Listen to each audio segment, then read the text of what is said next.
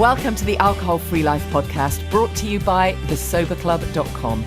I'm Jenny Lee Grace. This is for you if you've quit the booze or you'd like to, or maybe you're just sober curious. I'll bring you tips and motivation without any judgment, and there'll be inspiration from experts, quit-lit authors, and sober heroes.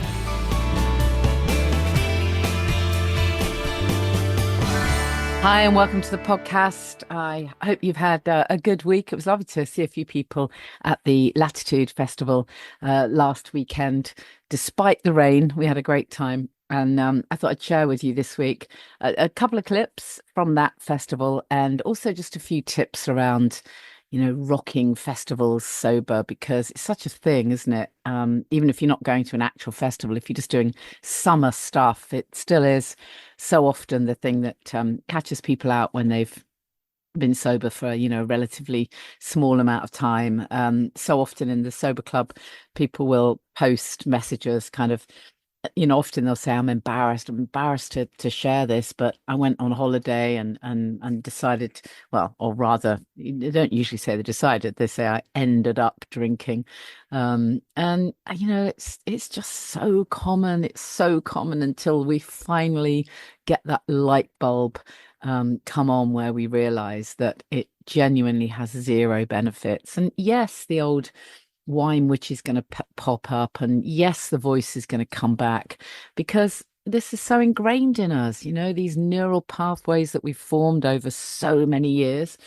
They're very strong, and when something triggers us, whether it is sunshine or feeling stressed or wanting to celebrate, amazingly enough, alcohol, it can allegedly do it all, then of course our instant response, our kind of cellular response, is to turn to alcohol. But we have to just remind ourselves, pause, just put the pause in and find another way, come back to balance and recognize that there's always going to be a better way.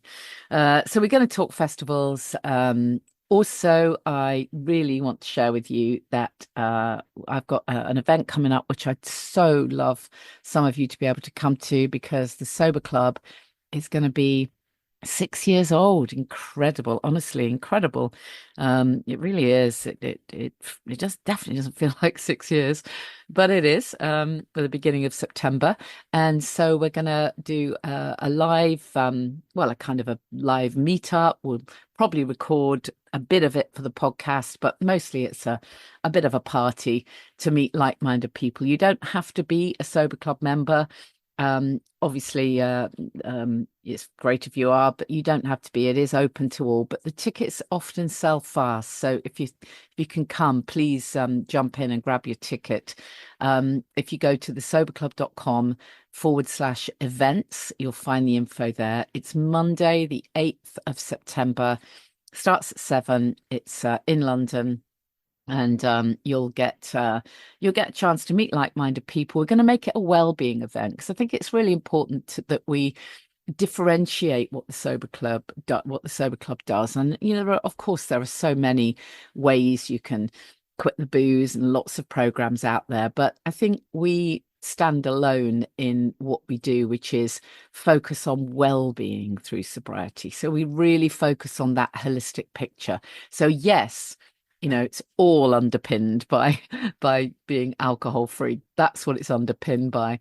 But then on top of that, there's all these other layers. It is genuinely so important what we eat, what we think, what we focus on. All of those things are so important. That holistic picture, it really is the key. And I love the fact that so many people, once they have quit alcohol, they do start to get really interested in everything to do with holistic living. I've got lots of members who've said to me, if it weren't for you, I never would have tried a sound bath.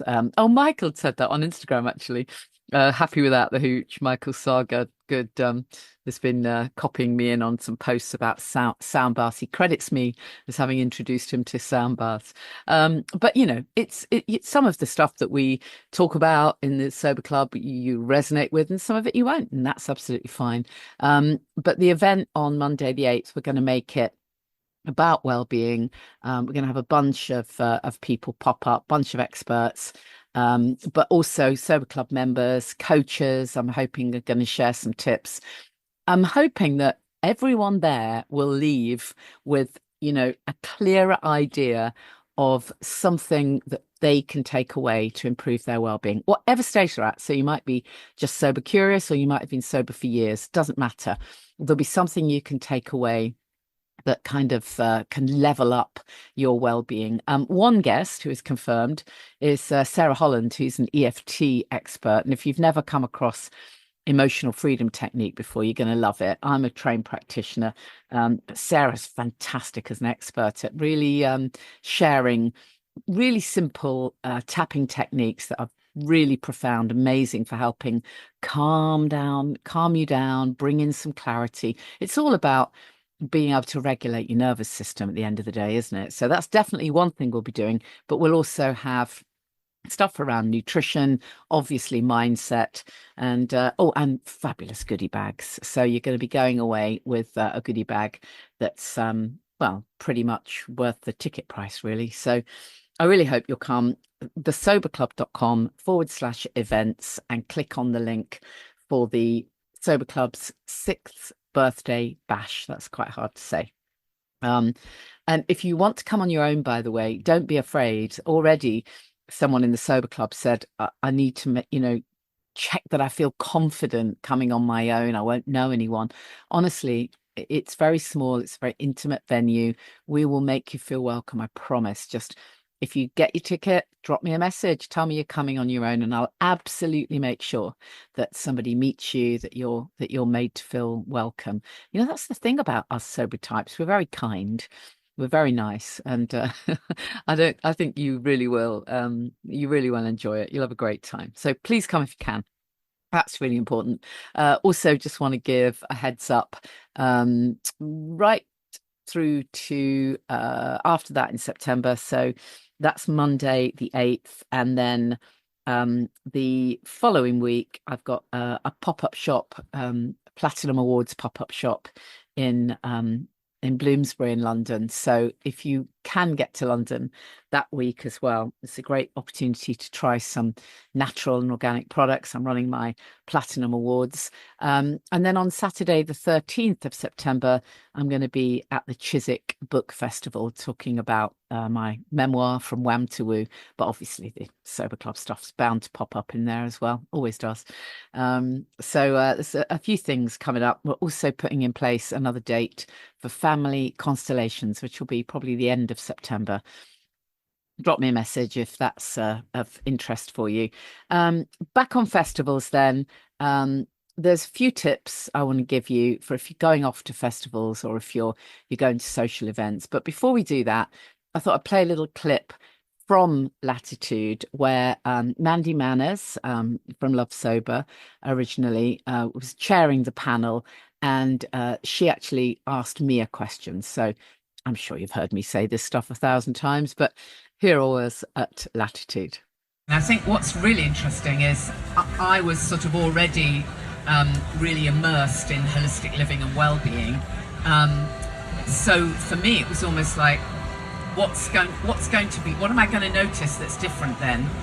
But actually, it was unbelievable what I noticed. I didn't even realize how anxious I used to be until I wasn't anymore. I thought that was just the kind of person I was.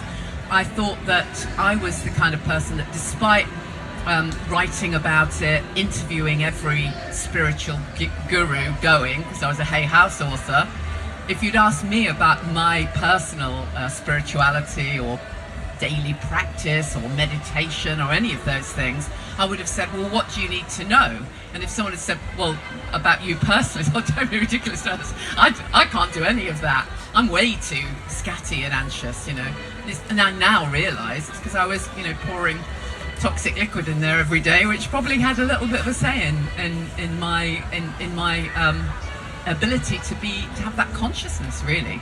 So I think that was possibly the thing that was the most massive change, was that I was suddenly able to recognise, okay, I can actually be authentic here and maybe even sit in meditation for 5 minutes without hating myself. And, I think being able to come back to that place of maybe I could actually start to like myself is huge. It's huge for so many people. What I've noticed running the Sober Club is that for lots of people, they hadn't necessarily been on a well-being journey, but once they quit alcohol, suddenly they do care about what they eat, they do care about what they put on their skin. So for them, it opens up a whole world of well-being, and that's fabulously exciting. The other person on the panel, or the other couple of people on the panel, there was Rachel, who I'm going to get on the podcast at some point, a really interesting mosaic artist who was talking about how amazing it is that sobriety really lifts our creativity. And Richard Piper from Alcohol Change. So as you know, I'm always talking about Alcohol Change, but I thought it would be really great to let Richard share a little bit about the charity.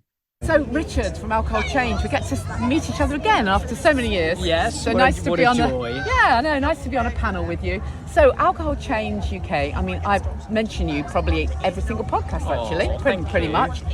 So just in case there is somebody who's not completely aware of what you do, I know you're very good at summing it up in a couple of sentences. So just remind us exactly what you do. So we're the charity in the UK that exists to end alcohol harm. And we want to do that kind of without ending the fun. We believe in fun, and we don't believe in kind of setting like rules and judgment. It's all about engaging in the science and well-being and human compassion that makes change happen. Essentially, we want to make 5 big changes happen. The first one is knowledge. Alcohol is stuffed with opinion, and that's where you need knowledge, you need research, so we do that. Secondly, influencing government. It's really important that we all blame ourselves a lot when we're drinking too much, and we've heard at today's panel members of the audience talk about shame and feeling shame, and one of the reasons for that shame is we're all blaming individuals when actually the society we live in is fundamentally alcohol-centric. So alcohol is the centre of our society, it's the centre of our socialising, and it's marketed as in like incredibly mad ways. You can't even get it off your phone.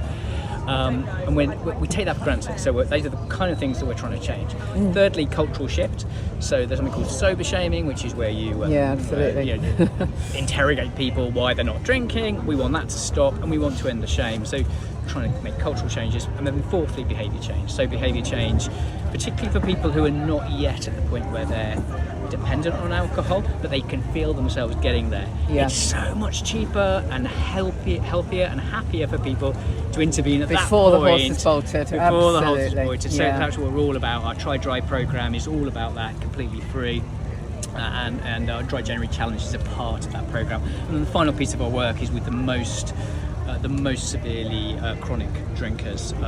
We provide some specialist services as well around right that. So do you, in terms of funding, I know that's I'm guessing that's the biggest challenge with anything that's a charity, but it must be a bit frustrating because so much of what goes on, when we read all these studies about alcohol or whatever, they're funded by the alcohol companies in many cases.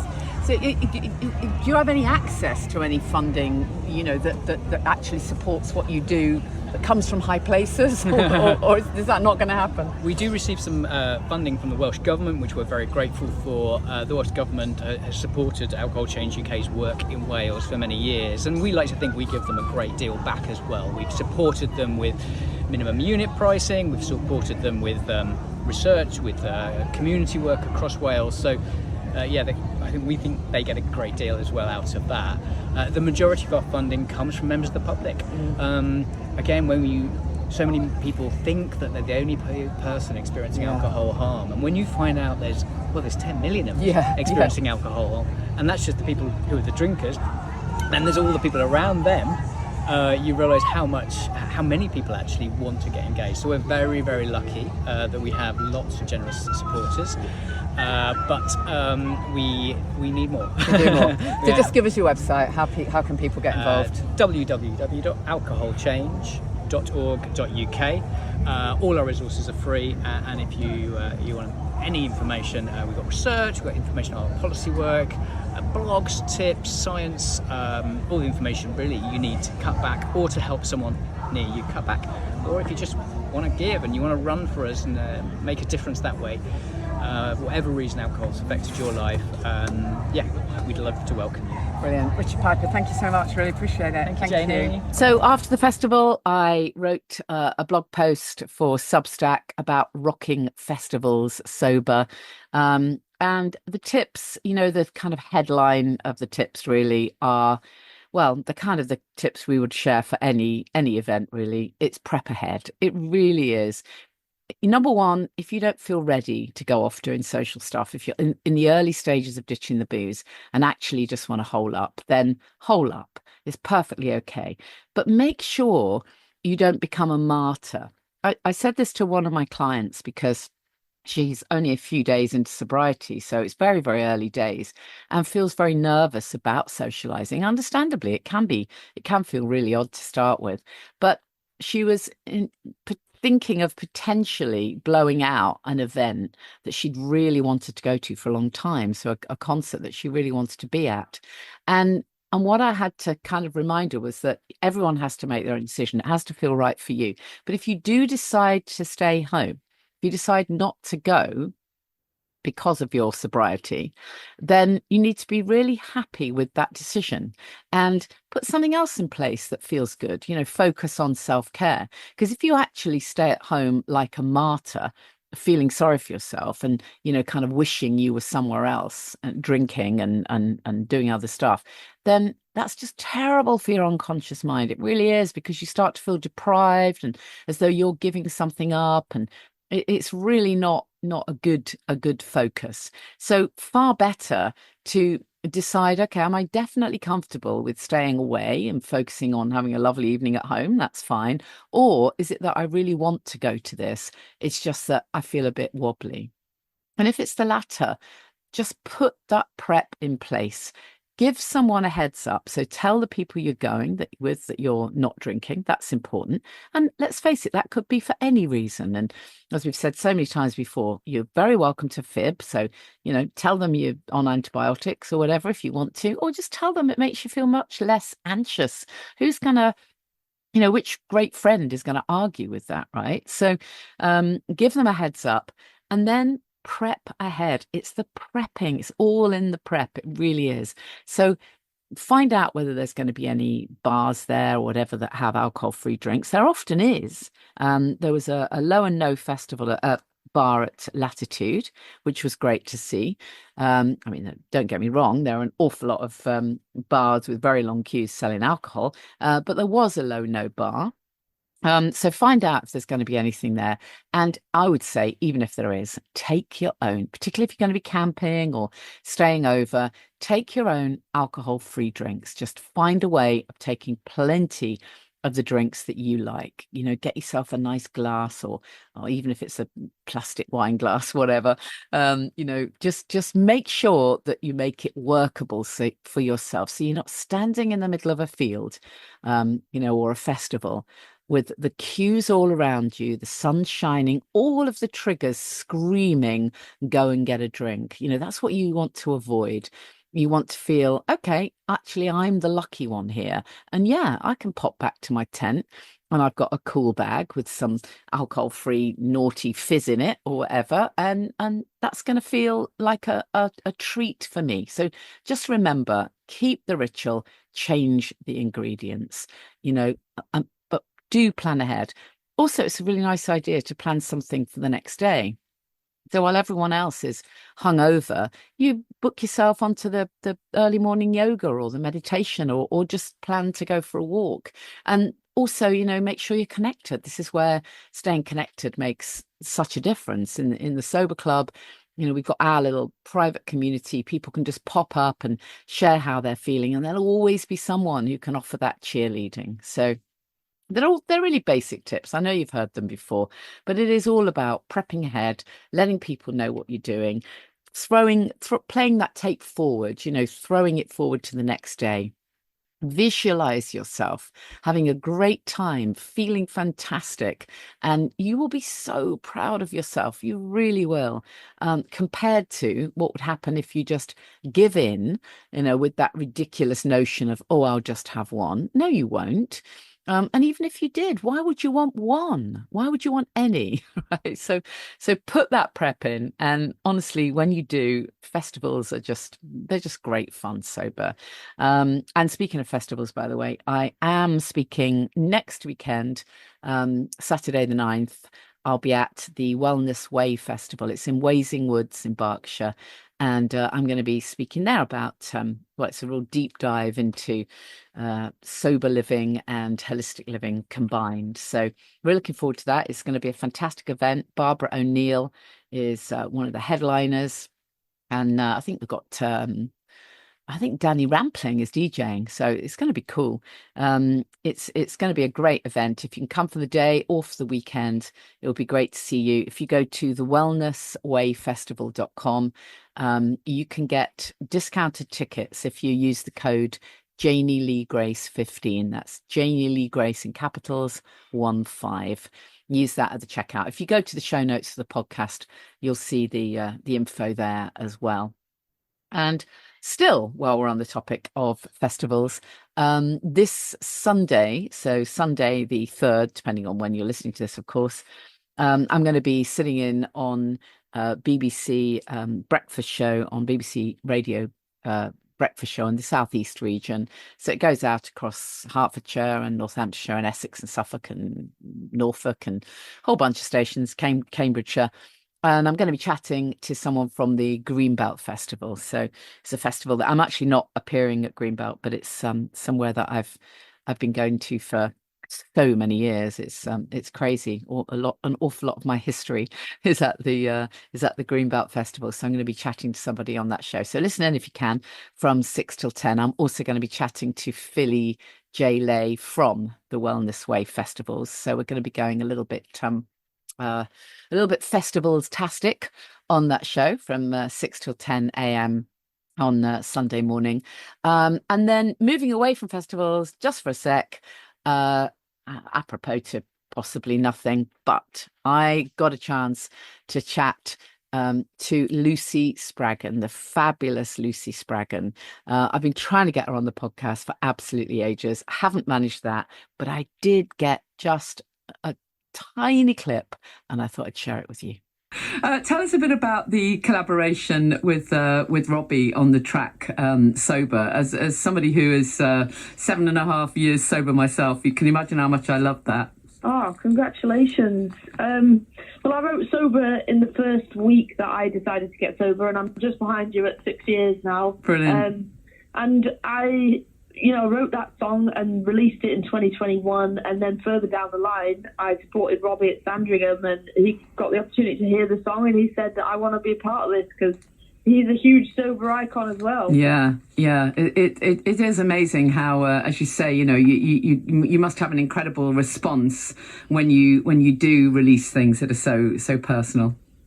I just think music is one of the best outlets to say exactly how you feel, and when you do that, when you do it with authenticity, when it's genuine, people always, some people will find relatability in it, and that's my main goal in this life, is relatability. Yeah. What about for you? Are there any particular artists or albums that have inspired you or inspired the new chapter of the work that you're doing? I think I still listen to the same albums as I did when I was younger. I'm still just fanatical about Fleetwood Mac. I love Elvis. I'm still very, very old school in that way, but somebody who I adore at the moment is Lola Young. Me too. I love that stuff. Yeah, she is doing something different to everybody, and I adore that. If by some chance you haven't heard Lucy's track and the collaboration with Robbie, then do check it out. It's great. I absolutely love the work that she's doing. I think it's fantastic. We need more people heralding the absolute joys of sobriety, don't we? We really do. Okay, last thing to tell you is that if you've ditched the booze, you're thinking that you might like to explore a new career or do some different stuff or inspire other people, then come on down and join us for a free webinar on Thursday, August the 21st. Explore a career as a sober coach. It might not be that you want to have a new career. It might just be you want to lay the foundations for your own sobriety and throw in all the amazing wellness pieces as well. It's a very, very comprehensive training that we offer. So this webinar is just a free kind of chat really about all the different things that can come from sobriety. Hopefully you'll find it interesting, even if you end up not doing the training. It's not salesy at all. We just get to have a chat about what it feels like to set your intentions when you've quit the booze. So do join us. It is free, but you have to register. So if you go to thesoberclub.com/events, then you can just click there to register to attend Thursday, 21st of August. It'd be great to meet you. The last one we did, we ended up having a really lovely chat with like-minded people. It's always good. So thesoberclub.com/events, which is also the page to go to book your tickets for the 6th birthday bash, which is Monday, 8th of September. So hope you've got all of that. It's kind of been a bit of a mishmash of a podcast this week, but great to connect with you. And as always, if you need to reach out, please do. Please tell someone you're doing this. You're very welcome to message me. I'll hold the vision for you. Of course, I'd love it if you join us in the Sober Club, because all of the stuff is already created, all of the support is there, and you're part of a great network. But whatever happens, don't do it alone. It's very hard to do this alone. It's so much better when you've got connection and somebody on your side. See you same time next week. Thank you for listening to the Alcohol Free Life podcast, brought to you by the Sober Club.